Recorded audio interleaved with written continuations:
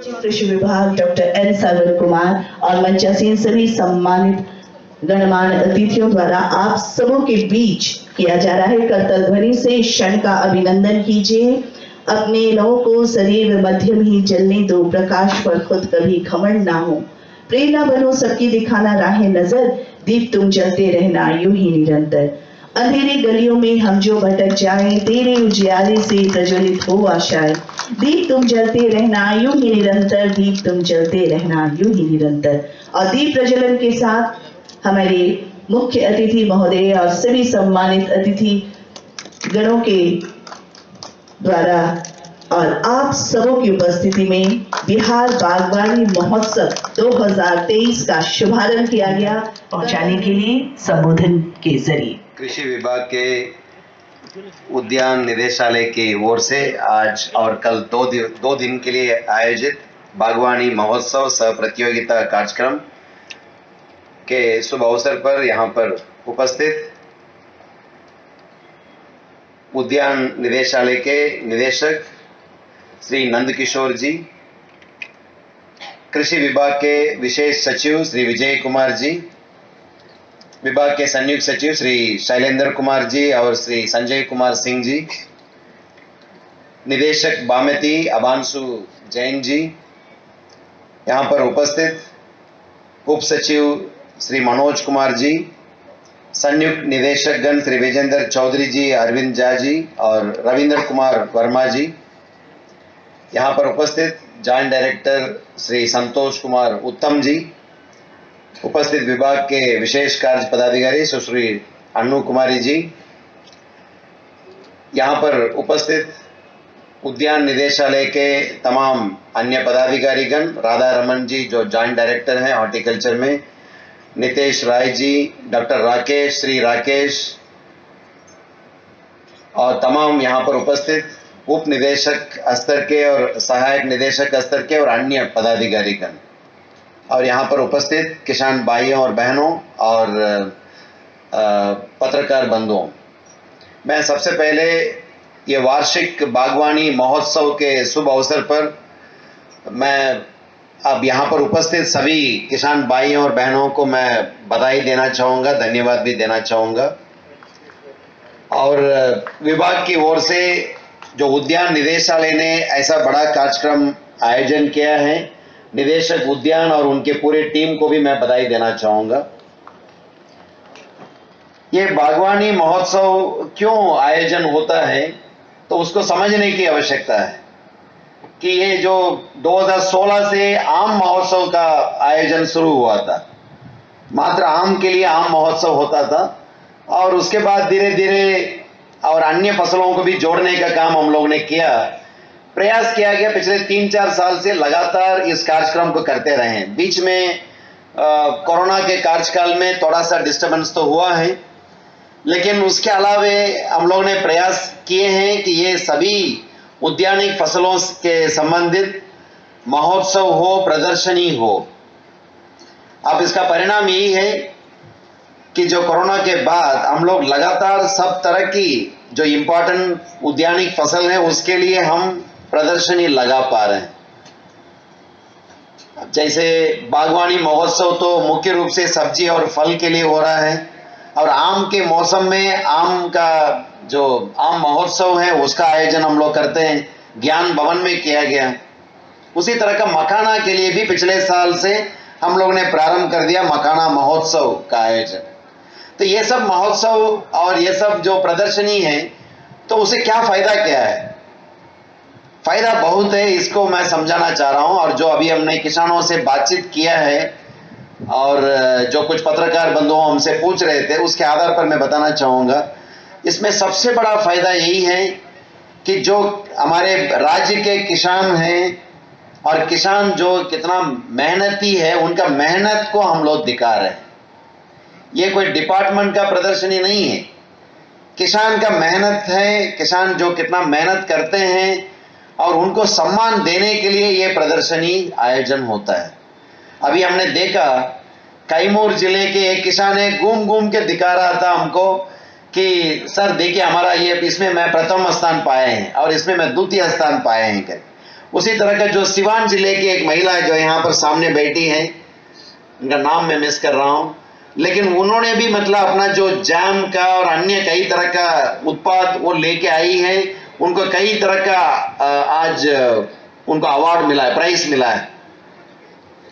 तो ये उनके जो आंखों में मैंने खुशी देखा कि जो अच्छे किसान हैं अपने मेहनत से अपना जो कृषि उत्पाद तैयार किया उसको आके वो अन्य किसानों के बीच में दिखाने में ये सफल हुए हैं।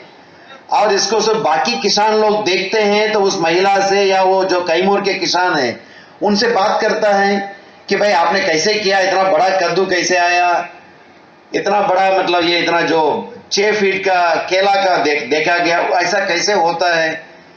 ये सबको लोग पूछेंगे, एक दूसरे से समझेंगे, अपना अच्छा खेती करने का तरीका है उसको जानेंगे, और जो खेत में वो क्या बीज उपयोग कर रहा है उसके बारे में जानेंगे और उसका वो भी अपनाएंगे। सबसे बड़ी बात तो यही है, जो अच्छा काम कर रहा है किसान वो अपने आप मोटिवेट होंगे। देखने वाले जो अन्य जो किसान हैं तो वो लोग भी उससे सीखेंगे, और इसको देखने के लिए बाहर से किसान और आम जनता आएंगे तो वो लोग भी इसको देखेंगे और देख के इसको जो अच्छा फसल का उत्पादन हुआ है तो उसको देखेंगे, सब्जी और फल का, तो वो किस तरीके से खेती किया जाता है इस तरह का अच्छा उपज के लिए उसके बारे में जानेंगे। और जो आम जनता है वो आके देखेंगे कि स्ट्रॉबेरी की खेती तो लोग समझ रहे थे कि पहले हिमाचल में होता है या शिमला में होता है, ऐसा नहीं है। इवन सेब का खेती भी बिहार में होने लगा, और स्ट्रॉबेरी का खेती तो बहुत ही बड़े पैमाने पर हो रहा है। और ड्रैगन फ्रूट की खेती किशनगंज से स्टार्ट हुआ और अभी कई जिलों में ये हो रहा है। तो वो सबको किसान देखेंगे और वो अपना एक कंज्यूमर के रूप में उसको उपज उसको मतलब खरीदने का भी प्रयास करेंगे। तो यही है इसका मुख्य उद्देश्य, ये प्रदर्शनी लगाने का हम लोगों का। दूसरा है कि जो यहाँ पर बहुत तरह का स्टॉल्स लगा हुआ है, और उन स्टॉल्स में हमारे जो COE है, सेंटर ऑफ एक्सीलेंस, यानी जो सब्जी के लिए हम लोग का चंडी में है नालंदा जिले के, और फल के लिए देसरी वैशाली जिले में है। तो वो COE में अच्छी क्वालिटी का पौध सामग्री तैयार किया जाता है, उसका यहाँ पर प्रदर्शनी भी है, उसका बिक्री भी है।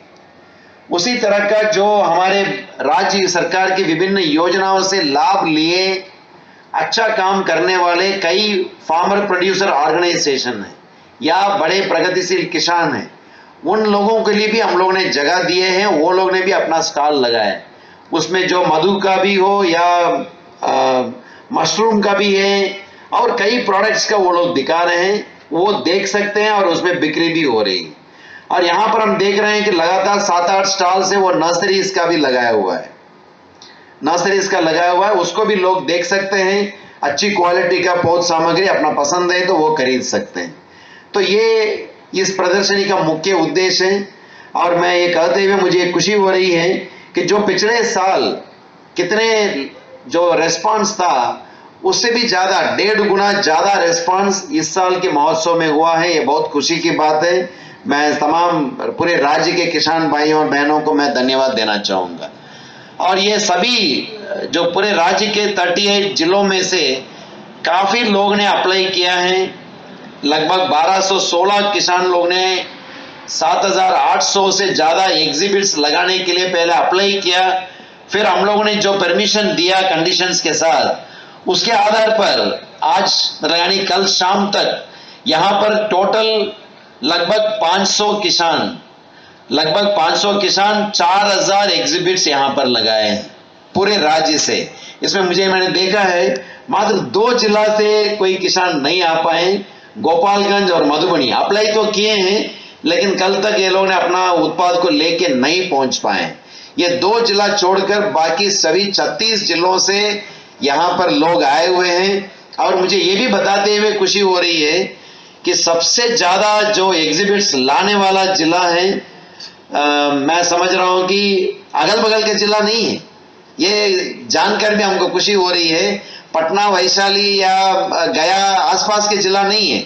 मतलब सबसे दूर जिला से एक जिला है, वो भागलपुर है। भागलपुर के किसान इतना हिम्मत उठाए हैं, इतना दूर से यहां तक आके अपना बड़ी संख्या में अपना एग्जिबिट्स लाए हैं। टोटल 628 एग्जिबिट्स आज यहां पर लगाए हैं।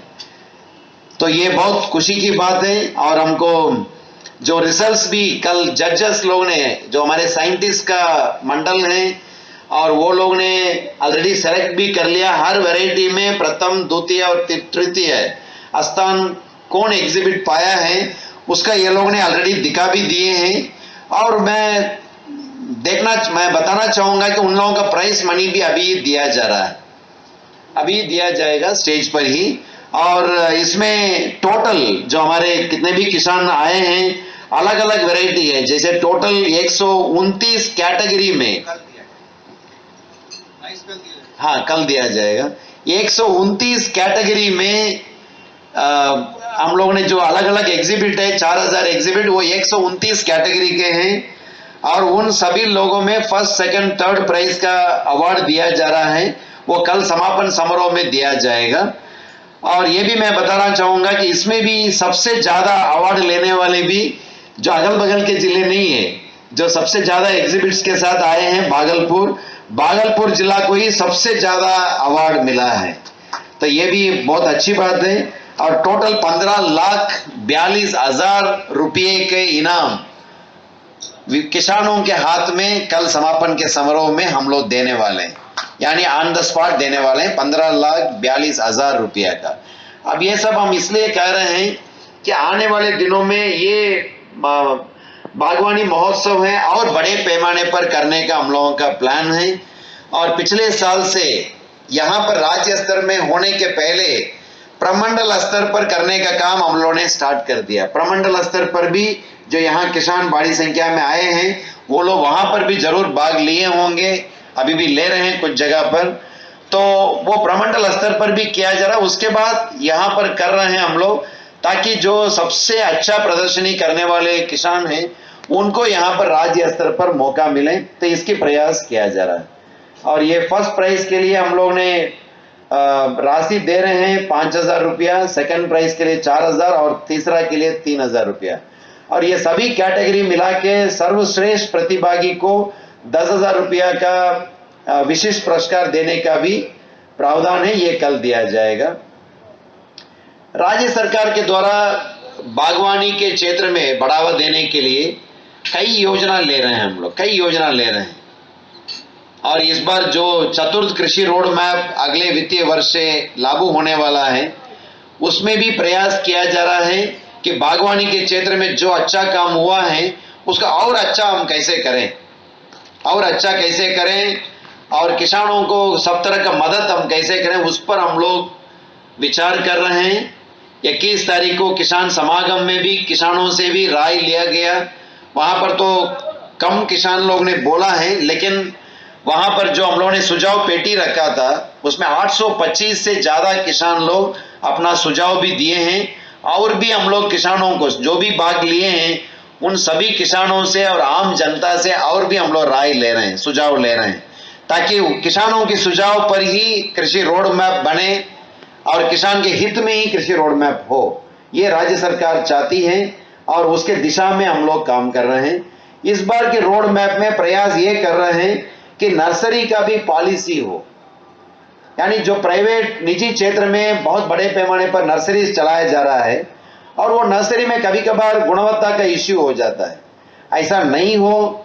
अच्छी गुणवत्ता की पौध सामग्री ही मतलब लोग तैयार करें नर्सरी में, ऐसे ही नर्सरी को हम लोग रजिस्ट्रेशन करें, पंजीकरण, और उसका ग्रेडिंग भी हो। जो सबसे अच्छा कोई लोग कर रहे हैं उनका अलग ग्रेडिंग हो, ताकि मतलब किसान जाने कि मतलब हमारा ये ग्रेड का नर्सरी कहाँ कहाँ है, पटना में कहाँ है, वैशाली में कहाँ है, मोतिहारी में कहाँ है, भागलपुर में कहाँ है, ये जानकारी हो और वहां से ज्यादा वो खरीदें।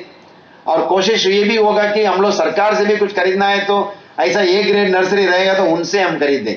उसके लिए नर्सरी पॉलिसी हम लोग कर रहे हैं। दूसरा है कि जो सेंटर ऑफ एक्सीलेंस सरकार की ओर से सफलतापूर्वक हम लोग चला रहे हैं चंडी और देसरी में सब्जी के लिए और फल के लिए, उसी तरह का कुछ अन्य उत्पाद के लिए भी अलग से और नया सेंटर ऑफ एक्सीलेंस का स्थापना हो, उस दिशा में भी हम लोग काम कर रहे हैं। तीसरा है कि जो हर प्रखंड स्तर पर हम लोगों के पास प्रोजनी बाग नर्सरी है, नर्सरी का ये जो उद्यान का नर्सरी है, वहाँ उद्यान का प्रक्षेत्र है, वहां पर उसको भी प्रयोग हम ऐसा प्रयोग करें कि उद्यान के क्षेत्र में एक छोटा सेंटर ऑफ एक्सीलेंस के रूप में वो काम हो। और वो सेंटर ऑफ एक्सीलेंस के माध्यम से ये भी प्रयास करेंगे कि हमारे जो सीमांत और लघु किसान हैं, अधिकांश लोग हैं जीविका समूह से जुड़े हुए हैं।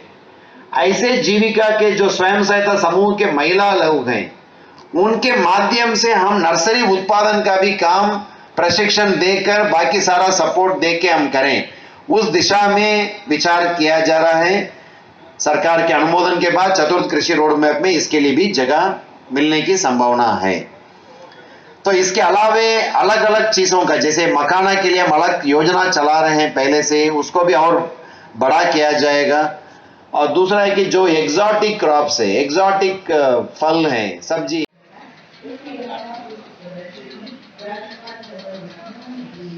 इसी बात से ये सब का नंबर बहुत बढ़ गया था लास्ट टाइम 4-5। इस बार हम लोगों ने ये क्लियर कर दिया। ये 57 है, तो है 57। हाँ 57 है, नहीं आप रखिए, ये आपका है, आपको नहीं उठाना चाहिए, आपने रख दिया, रख दीजिए। नहीं, इनका ये कहना है सर कि इन्होंने कैटेगरी दूसरा चूज करके उसमें डाल दिया। कोई बात नहीं, ठीक है 57 का रामायण खुशी दिख रहा है, किसानों में खुशी भी दिख रही है, क्या देखिए, बागवानी महोत्सव है जो हमारे राज्य के किसान लोग बागवानी के क्षेत्र में बहुत ही अच्छा काम कर रहे हैं और उन लोगों को एक मौका दिया जा रहा है कि यहाँ पर आके अपना जो उत्पाद है उसका प्रदर्शनी में लगाएं और जो बड़े बड़े अच्छे किसान हैं वो अपना अच्छी प्रदर्शनी लगा रहे हैं, उसको देख के बाकी लोग प्रभावित होते हैं और इसी का परिणाम है पिछले 3-4 साल से लगातार हम लोग इसको राज्य स्तर पर एक आयोजन कर रहे हैं। पिछले साल कितने लोग ने जो अप्लाई किया उससे 1.5 गुना ज़्यादा किसान लोग इस बार अप्लाई किए हैं और इस बार बड़े पैमाने पर लोग अपना जो उद्यानिक क्षेत्र में फसल हैं यानी सब्जी फल बहुत बड़ी संख्या में यहाँ पर लाए हैं और मैं उम्मीद करता हूँ कि किसान लोग एक दूसरे के उत्पाद को भी देखेंगे, एक दूसरे से सीखेंगे कैसे ऐसा उत्पाद हो पाया, कौन सा बीज का प्रयोग किया और क्या उन्होंने ऐसा किया है उसके चलते अच्छा उपज हुआ है, उसको भी सीखेंगे। और दूसरा है कि जो आम जनता है और अन्य किसान हैं जो बाहर से आके यहाँ इसको देखेंगे इस 2 दिन के कार्यक्रम में, वो लोग भी सीख पाएंगे कि मतलब अच्छी उद्यानिक फसल का उत्पादन कैसे करें। सर किसानों की जो अभी बात हो रही थी उनका कहना है कि ठीक है रेट भी मिल रहा है लेकिन बाजार को लेकर के थोड़ी समस्या है, सरकार इसको लेकर के कुछ सरकार को देखिए बाजार पहले तो उत्पादन ही कम होता था, तो कृषि रोड मैप के जरिए राज्य सरकार के द्वारा बहुत बड़े पैमाने पर बीज से लेकर सब चीज़ में अनुदान देकर इसको प्रमोट किया गया। उसका परिणाम है आज कि उत्पादन काफ़ी अच्छा बढ़ गया और अगला स्टेज है किसान को उसका आमदनी मिले, तो उसके लिए राज्य सरकार अभी जो चतुर्थ कृषि रोड मैप है, अभी 2 दिन पहले किसानों के साथ किसान समागम भी हुआ है, उसमें भी इसकी चर्चा हुई है। हम लोग निश्चित रूप से अगला कृषि रोड मैप में इसका बाजार उपलब्धता में कैसे हम किसानों को मदद करें और जो जैविक उत्पाद हो या नॉर्मल उत्पाद हो, दोनों में बाजार के लिए हम कैसे राज्य सरकार सपोर्ट करें उस दिशा में हम लोग काम करें। युवा किसानों को क्या संदेश देंगे आप? युवा किसान देखिए, जलवायु परिवर्तन की युवा किसान को 2 चीज मेरा कहना है। युवा किसान तकनीकी का प्रयोग बहुत अच्छा से कर रहा है, ठीक है। एक व्यक्ति को मैंने देखा नवादा जिले में कि जो लेट्यूस की खेती है वो अपना वो छत पर कर रहा है और वो हिम्मत हो सकता है हमारे थोड़ा सा युवा तो नहीं है, ठीक है, लेकिन बुजुर्ग किसानों को वो उतना हिम्मत नहीं आएगा। सो वो यंग किसान लोग हैं जो युवा किसान हैं उनको वो हिम्मत है, वो नया एक्सपेरिमेंटेशन कर रहे हैं, तकनीकी का प्रयोग कर रहे हैं। लेकिन मैं नया जो युवा किसानों को ये भी मैं बताना चाहूँगा कि जो परंपरागत गति से खेती करते आ रहे हैं उनसे भी सीखने की जरूरत है और उसके लिए खेत में मेहनत करके वो सीखेंगे तो मुझे उम्मीद है कि जो युवा किसान है वो तकनीकी का प्रयोग करके और अच्छा से काम कर पाएंगे। धन्यवाद। बागवानी मिशन में आप लोग जो आए हैं, क्या प्रदर्शनी आप कर रहे हैं? सर छत पर बागवानी है सर। छत पर बागवानी योजना है 300 स्क्वायर फीट। इसमें सर छत अपना खाली हो तो ऑर्गेनिक सब्जी और फल का उत्पादन किया जा सकता है सर। इसके लिए सर सरकार द्वारा 50% की सब्सिडी है, जिसमें सर कस्टमर को 25,000 देने होते हैं। 25,000 गवर्नमेंट की तरफ से छूट है। कैसे करेंगे लोग? इसमें सर कंपनी द्वारा पूरा तैयार किया जाता है। कंपनी द्वारा इसमें पूरा सामान और प्रोडक्शन लिया जाता है, तैयार किया जाता है। पूरा फल बीज सब लगाया जाता है। इसमें महीने में 2 मेंटेनेंस विजिट है। इसमें ऑर्गेनिक सब्जियां आएगी और परिवार के लिए लगभग उपलब्ध सभी सब्जियां आएंगी। कहाँ से आप? सर हम लिविंग ग्रीन जयपुर से हैं सर। दी जा रही है और अपने आदर करूंगी श्री पवन कुमार निदेशक उद्यान। ये छत पर बागवानी योजना के तहत हम लगा रहे हैं, इसमें सरकार की तरफ से 50% की सब्सिडी है। इसमें हम 3 ये फ्रेम दे रहे हैं 10x4 का। 3 फ्रेम है, 10x4 का बेड है और 2x2 का फ्रूट प्लांट के लिए 6 बैग है। 2x1 का 5 बैग रहेगा मेडिसिनल प्लांट के लिए। इसमें सर वर्मी कंपोस्ट और कोकोपीट से हम रेडी कर रहे हैं पूरा। इसके नीचे हम ड्रेनसेल भी लगा रहे हैं कि छत पर लीकेज ना हो, बारिश के टाइम पे पानी आराम से निकल जाए। और सर इसमें पूरा ड्रिप सिस्टम है सर। ड्रिप सिस्टम आपको सिर्फ नल खोलना है, ड्रिप ऑटोमेटिक पानी पौधे के पास में। नीचे ड्रेन का भी है, इसके अंदर से ड्रेन का भी ऑप्शन है आपका। जैसे ये बारिश के टाइम पे पानी ज़्यादा हो जाता है तो ड्रेन होके सब बाहर आ जाता है। इसमें क्या देना पड़ेगा लोगों को? आवेदन है सर छत पर पटना डिस्ट्रिक्ट के लिए है, पटना शहर के लिए है। तो इसमें सर बिहार horticulture.bihar.gov.in पे आपको आवेदन करना है। आवेदन करने के बाद सर रूफटॉप गार्डनिंग का खाता संख्या आता है, उसमें 25,000 आपको पेमेंट करना होता है। उसके बाद सर हम लोग कार्डर निकलता है। इसमें सब कुछ पौधा लगा के हम देते हैं। 9 महीने की सर्विस है, जिसमें हर मंथ में 2 बारी विजिट है। और उसके बाद जब प्रॉब्लम आएगी तो? प्रॉब्लम आती है सर, हम 9 महीने तक पूरे विजिट में आपको बता देते हैं। उसके बाद तो सर आप खुद ही ट्रेंड हो जाते हैं आप करने के लिए। 9 महीने